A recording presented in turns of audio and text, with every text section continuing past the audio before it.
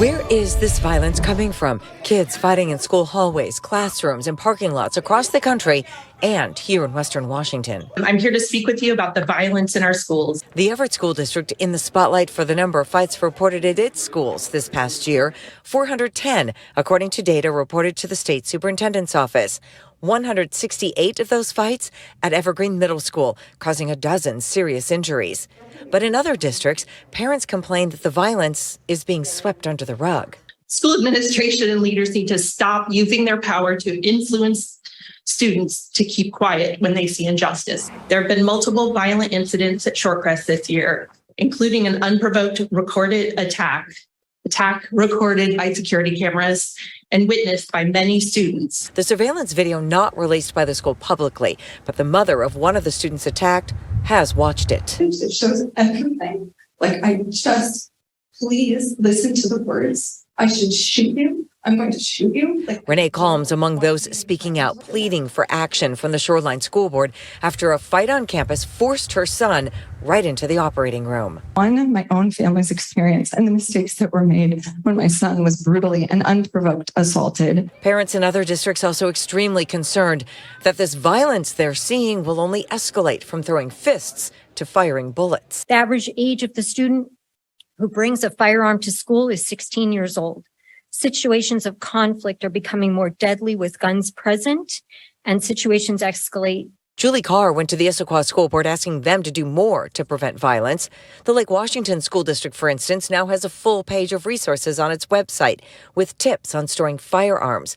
The page says they're doing it to keep guns in the right hands and prevent their unintentional and illegal discharge. There is a need for collaboration and work around that with the community, not just the school, not just the board, but with the community collectively. The Shoreline School District chose to cut several security staff positions for this next school year. A number of parents have gone to school board meetings demanding to know what the district's going to do to keep their students safe without those extra positions.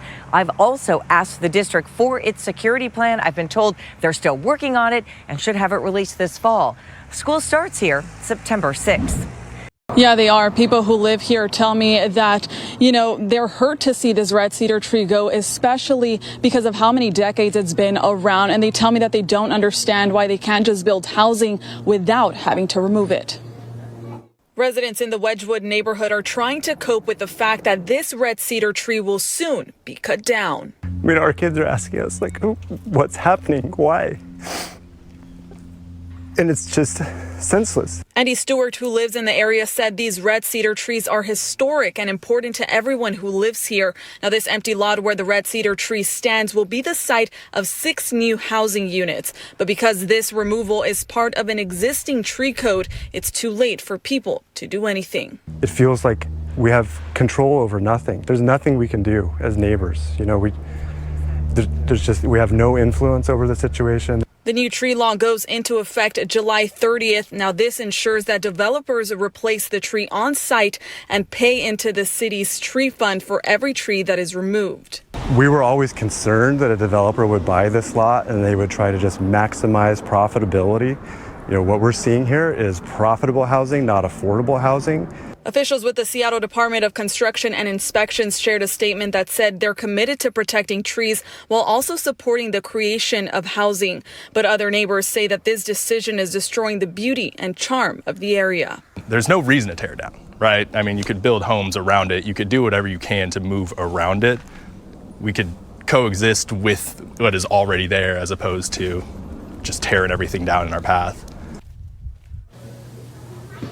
Officials with the city said that, the notice hasn't been approved, but that the earliest that they could get work done here would be tomorrow. The scene of this crash is where this branch hangs down behind me. And as gut-wrenching as this is, it's even more worse when you consider that boy only had a few hundred feet before he got home. That's because he lived over here in this cul-de-sac with his home actually having a view of the spot where he died.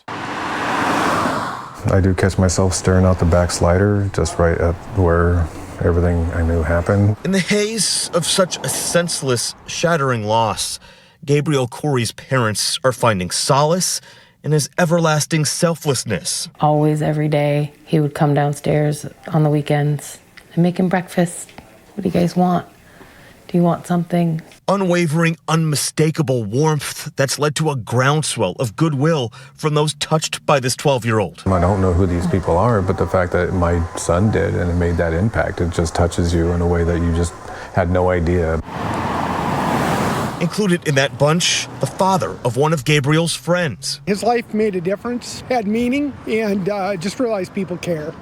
And there's a lot of love out there. Love that is contagious in this most challenging of times. We have talked often in the last couple days about his friends and how they're suffering and how we want to wrap them in love just as much. Gabriel Corey, a sunny, warm soul and a source of all things kindness. He was just a sweet, kind, and respectful boy.